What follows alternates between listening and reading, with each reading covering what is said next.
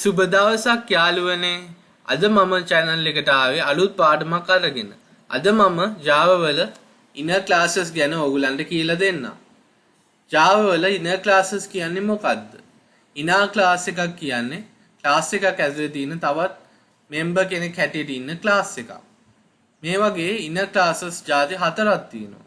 nested inner classes, method local inner classes, anonymous inner classes සහ static nested inner classes කියලා inner classes ಜಾති හතරක් තියෙනවා.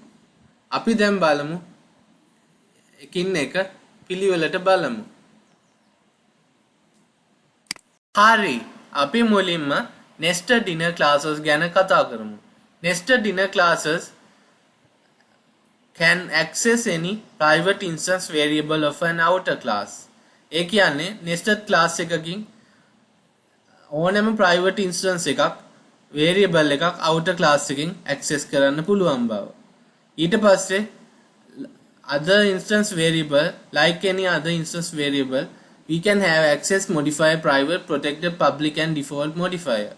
ඒ කියන්නේ අනිත් variable instances වගේ මේකට අපිට modifiers ලා private, protected, public සහ default පාවිච්චි කරන්න පුළුවන්. Like class, interface can also be nested and can have access specifiers. මේ කියන්නේ class එකක් වගේම interface එකක් nested සහ access specifiers like දාන්න පුළුවන් බවයි මෙතෙන්දි කියන්නේ. හරි, අපි දැන් nested inner class එකකට example එකක් type කරගමු. මුලින්ම මේ ටික delete කරලා දැන් අපි ඉස්සෙල්ලම හදනවා class එකක් outer කියලා. එක ඇතුලේ අපි තව class එකක් හදනවා class inner කියලා. ඒක ඇතුලේ අපි public void main කියලා method එකක් හදනවා. public void inner method කියලා. ඊට පස්සේ ඒක ඇතුලේ අපි sout එකක් දෙනවා inner class කියලා. ඊට පස්සේ අපි මේ සාදාගත්ත inner class එකයි outer class එකයි access කරන්න ඉස්සෙල්ලම අපි තව class එකක් හදනවා class main කියලා. ඒක ඇතුලේ අපේ main method එක දීලා ඇතුලේ අපි දෙමු outer dot inner in කියලා දීලා ඊට පස්සේ new outer dot new inner කියලා දෙනවා.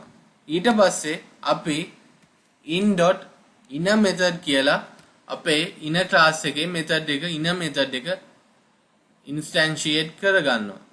මෙතෙන්දී අපි කරලා තියෙන්නේ outer කියලා class එකක් හදලා ඒක ඇතුලේ inner class එකක් හදලා class inner කියලා ඒකට inner class එක ඇතුලේ method එකක් දීලා තියෙනවා inner method කියලා. ඒක ඇතුලේ sout එකක් දීලා තියෙනවා inner class කියලා. දැන් ඊට පස්සේ අපි main class කියලා main class එකක් හදාගෙන ඒකට main method එක දාලා outer.inner in equals new outer.new inner කියලා අපේ outer class එක inner class එක object එකක් හදලා තියෙනවා. ඊට පස්සේ ඒ object එකෙන් අපේ inner method එක access කරලා තියෙනවා. දැන් අපි බලමු මේක run කරාම මොකද්ද වෙන්නේ කියලා.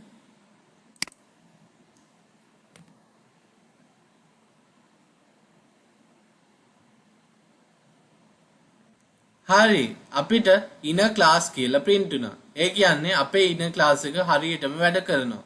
ඒක නිසායි මෙහෙම inner class කියලා අපිට print වුනේ.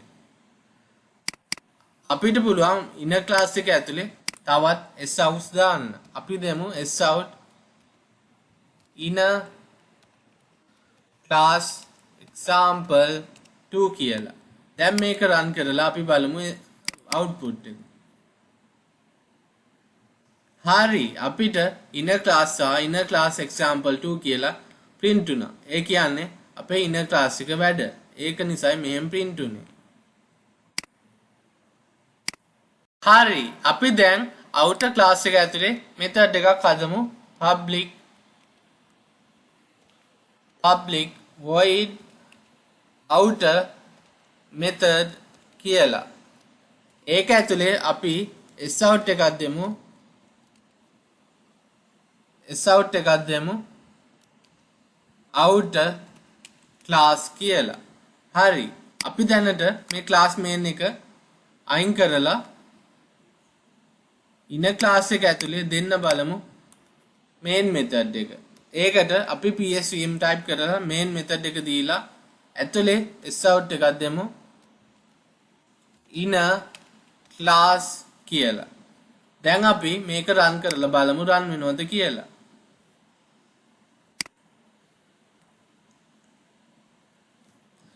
හරි මේකේ illegal static declaration in inner class outer.inner modifier static is only allowed in constant variable declarations කියලා ආවා. ඒ කියන්නේ අපිට මේම static methods inner class ඇතුලේ දාගන්න දෙන්නේ නැහැ. ඒකයි මෙහෙම උනේ. අපිට static method එකක් nested inner class එකක දාන්න බෑ. මොකද nested inner class එක outer class එකට associate වෙන object එකක් නිසා මෙසේ අපිට static methods දාන්න බෑ inner classes ඇතුලේ. අපි දැන් බලමු මේක නැවතත් යථා තත්ත්වයට ගෙනල්ලා මේක run කරලා. දැන් මෙතන in.main කියලා දෙමු. ඊට පස්සේ දැන් මේක run කරලා output එක බලමු.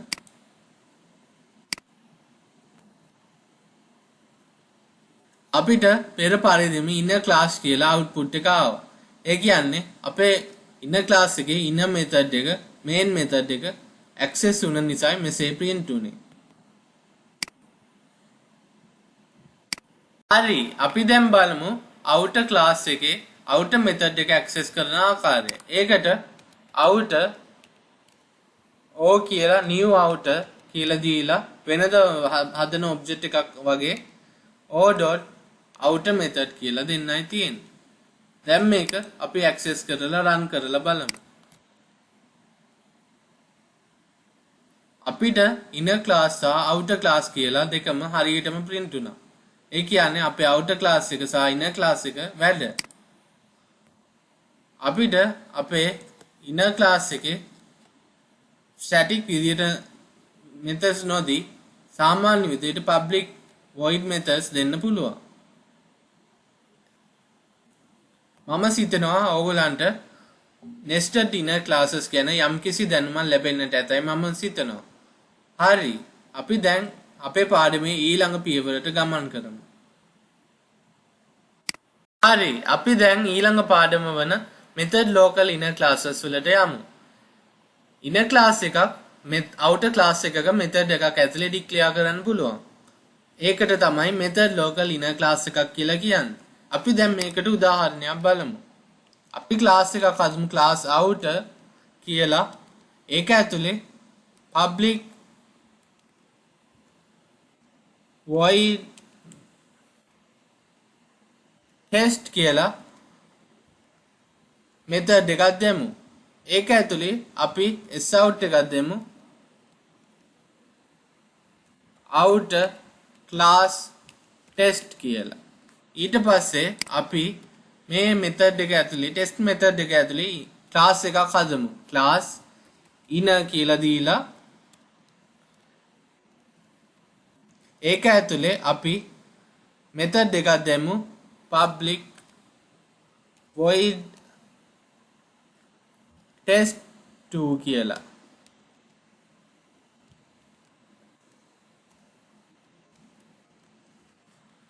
ඊට පස්සේ ඒක ඇතුලේ sout එකක් දෙමු. sout එකක් දෙමු.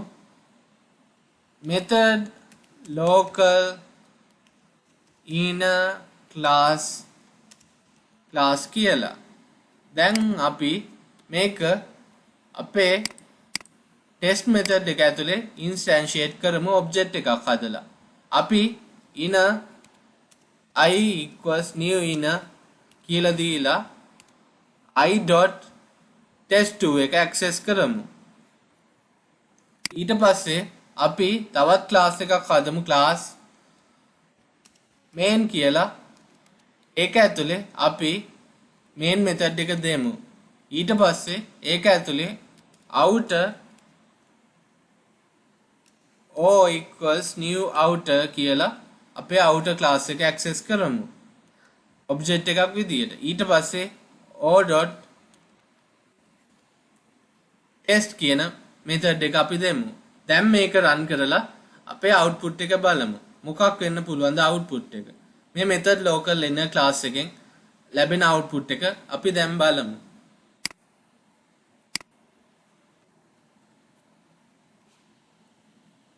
අපිට ආවා outer class test එකයි method local inner class කියන text එක. ඒ කියන්නේ අපේ method local inner class එක වැඩ කරා. අපේ outer class එකේ හදපු test කියන method එක ඇතුලේ අපි inner class එකක් දැම්මා inner කියලා.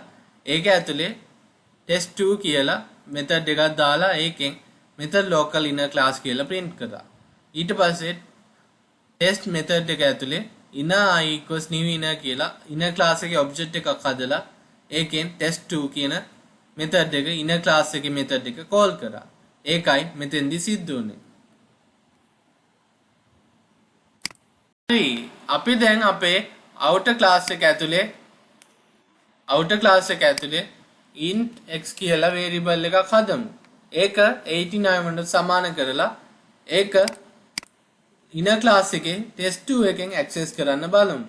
මෙතන අපි x is කියලා දීලා concatenate කරනවා x ව. දැන් මේක අපි print කරලා බලමු. මොකද්ද වෙන්නේ කියලා. අපිට outer class test2 x is 89 කියලා අපේ output එක ආවා. මේක මෙහෙම කරන්න පුළුවන් වන්නේ අලුත් version වල පමණයි. පරණ version වලදී අපිට මෙසේ කරන්න බෑ. මොකද අපිට පරණ version වලදී මෙතන final කියලා දෙන්න ඕනේ. නැවතත් අපි final ඇතුව මේක run කරලා බලමු.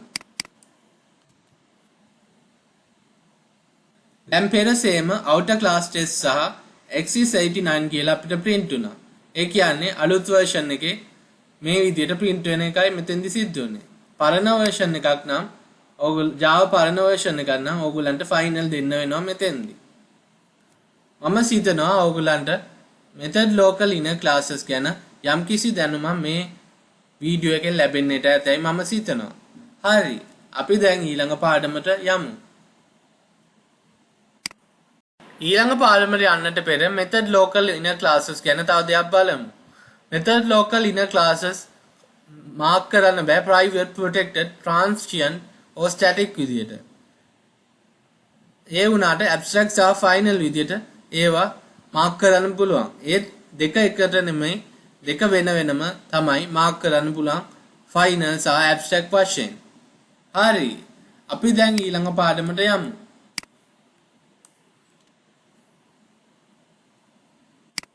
හරි. අපි දැන් static nested inner classes ගැන බලමු. static nested classes ඇත්ත වශයෙන්ම technically inner class එකක් නෙමෙයි.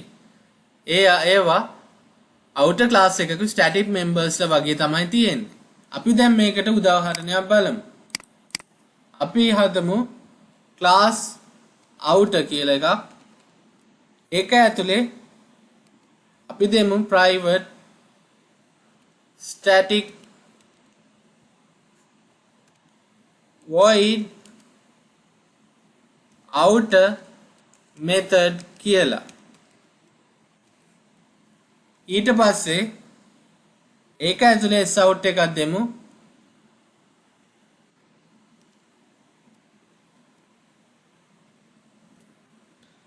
inside outer method කියලා. ඊට පස්සේ අපි static class එකක් හදමු inner කියලා. ඊට පස්සේ ඒක ඇතුලේ අපේ main method එක දෙමු. දැන් මෙතන අපි sout එකක් දෙමු.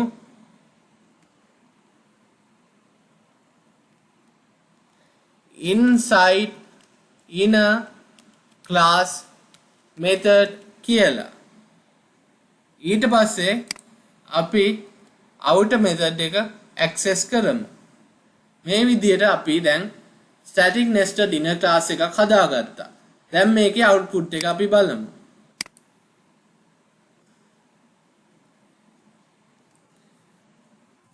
අපිට inside inner class method සහ inside outer class method කියන output එක ආවා. ඒ කියන්නේ static nested inner class එක වැඩ කරා. ඒකේ තියෙන main method එකේ අපි outer method එක run කරලා print කරගත්තා.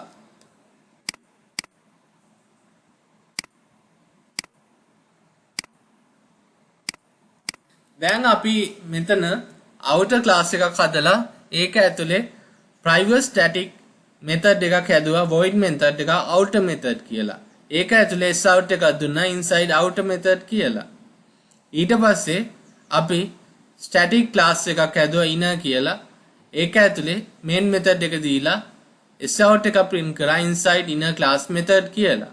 ඊට පස්සේ අපි outer class එකේ outer method එක access කරා.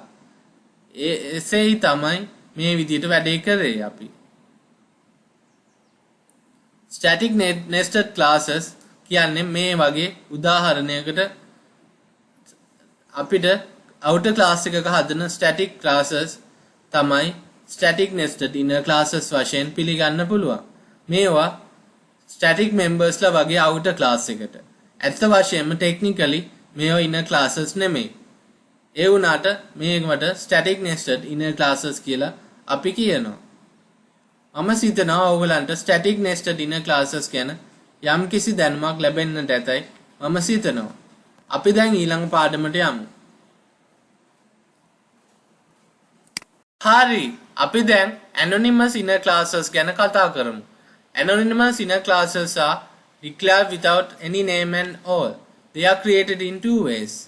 As a subclass of a specified type and තව විදියකට. Anonymous inner classes කියන්නේ name එකක් නැති inner class එකකට. ඒවා විදි දෙකකට හදනවා. පළමු විදිය අපි දැන් බලමු. පළමු විදියට subclass එකක් විදියට specified type එකක් හැටියට තමයි අපි anonymous inner classes හදන්නේ. අපි දැන් ඒකට example එකක් බලමු. අපි හදමු class demo එකක්. ඒක ඇතුලේ void show එකක් දෙමු. void show කියලා method එකක් දෙමු. ඒක ඇතුලේ sout එකක් දෙමු. I am in show method of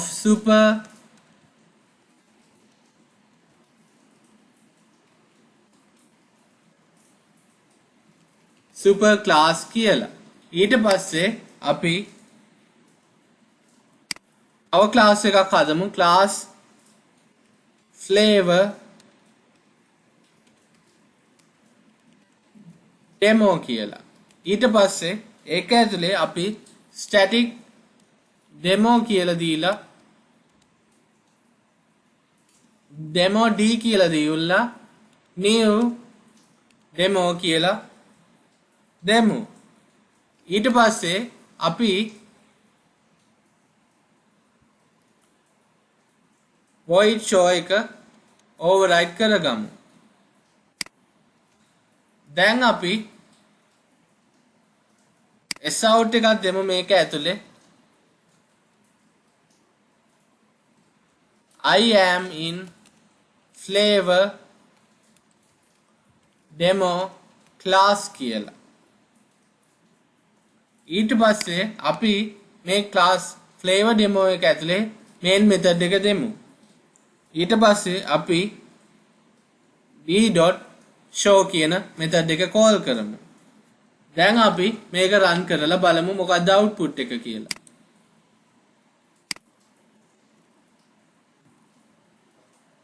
හරි, අපිට ආවා I am in show method of super class සහ I am in flavor demo class කියලා. මෙතෙන්දී අපි සිද්ධ කරේ demo class එකක් හදලා ඒකට method එකක් දීලා show කියලා. ඒකේ ඇතුලේ sout එක print කරා I am in show method of super class කියලා. ඊට පස්සේ තව class එකක් හැදුවා class flavor demo කියලා. ඒක ඇතුලේ අපි sub class එකක් විදියට static demo d කියලා අපේ anonymous inner class එක සාදාගත්තා. ඊට පස්සේ අපි අපේ demo class එකේ show method එක override කරගෙන sout එක print කරා I am in flavor demo class කියලා. අන්තිමට අපි flavor demo class එකේ main method එක හදලා අපේ demo d කියන inner class එක call කරලා අපේ show method එක ඒ sub class එකෙන් call කරා. ඒකයි මෙතෙන්දි සිද්ධ වුනේ. අපි නැවත මේක run කරලා බලමු.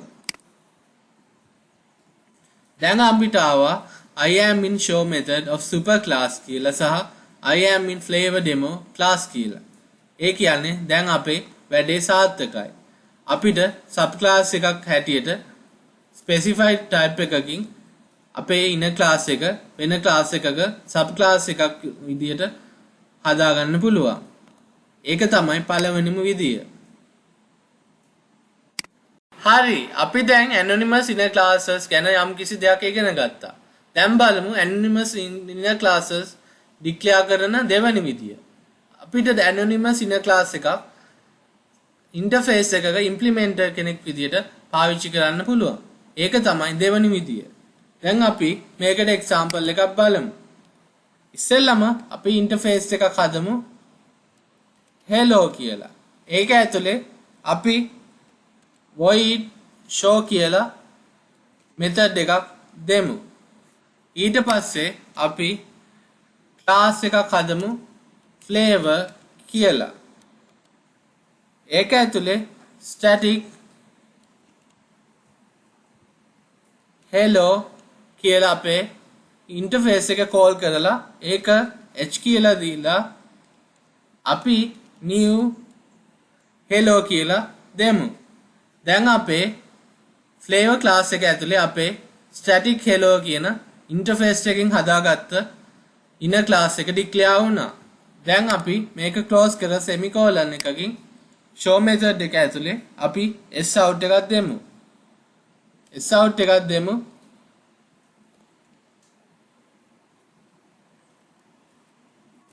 sout එකක් දෙමු.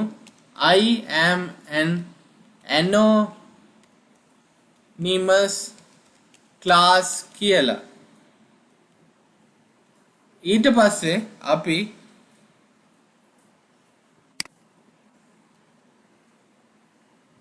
main method එක දීලා ඒක ඇතුලේ අපි දෙමු h.show කියලා. දැන් අපි implementer එකක් විදියට interface එකක අපේ inner class එක anonymous inner class එක සාදාගත්තා. අපි ඉස්සෙල්ලාම interface එකක් ඇදුවා hello කියලා. ඒකේ void show කියලා method එකක් දුන්නා. ඊට පස්සේ class flavor එකක් හදලා ඒකට static hello කියලා interface එකේ නම දීලා h කියලා ඒකට anonymous inner class එකක් සමාන කරලා new hello කියලා දීලා void show කියන method එක call කරා. ඒකෙන් I am an anonymous class කියලා print වුණා. දැන් අපි මේක run කරලා බලමු output එක මොකක්ද කියලා.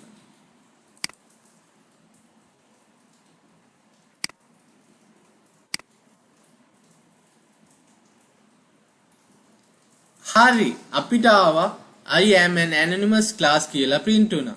ඒ කියන්නේ මේ වැඩේ හරි. අපි දැන් anonymous inner class එකක් interface එකක implementer කෙනෙක් විදිහට හදාගත්තා. අපි static hello එක new hello කියලා දීලා නමක් නැති anonymous inner class එකක් හදාගත්තා. ඒක ඇතුලේ අපේ show කියන method එක override වෙලා ඒක ඇතුලේ අපි අලුත් sout එකක් දුන්නා I am an anonymous inner class කියලා. ඒක තමයි මෙතෙන්දී අපි සිද්ධ කරේ. එක වෙලාවකට anonymous inner class එකකට එක interface එකයි implement කරගන්න පුළුවන්. ඒකට එක class එකක් හෝ එක interface එකක් එක සැරයකට implement කරගන්න පුළුවන්. ඒක තමයි anonymous inner class එකක විශේෂත්වය. අපි දැන් බැලුවා අපේ anonymous inner class එක. ඒක හැදුවේ interface hello එක implement කරලා. ඒකට අපි static hello h කියලා දීලා new hello කියලා දීලා ඒක ඇතුලේ override කරා show කියන method එක. ඒකෙන් අපි I am an anonymous class කියලා print කරා. මේක තමයි මෙතෙන්දි සිද්ධ වුනේ. මම දැනට ඔයගොල්ලන්ට anonymous inner classes ගැන කියලා දුන්නා. ඊට කලින් මම nested inner classes, method local inner classes, static nested inner classes සහ දැන් anonymous inner classes ගැන කියලා දුන්නා. මම හිතනවා ඔයගොල්ලන්ට inner classes ගැන යම්කිසි දැනුමක් මේ වීඩියෝ එකෙන් ලැබෙන්නට ඇතැයි මම හිතනවා. අදට පාඩම අවසන්. ඊළඟ දවසේ අපි නැවත තවත් පාඩමකින් හමු වෙමු. එතෙක් goodbye guys and please take care.